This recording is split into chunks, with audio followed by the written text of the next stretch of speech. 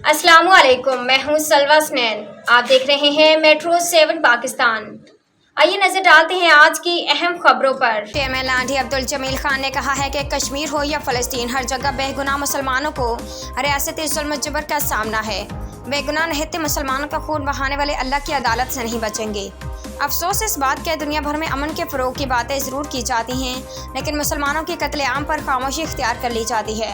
अक़वाम मुत्तहिदा भी खामोश तमाशाई का किरदार अदा कर रहा था। इन ख़यालात के इज़हार उन्होंने लांढी टाउन में कश्मीरियों के साथ इज़हार यकजहती के लिए यौम सियाह के हवाले से मुनक़िदा वॉक की क़यादत करने के मौका पर किया।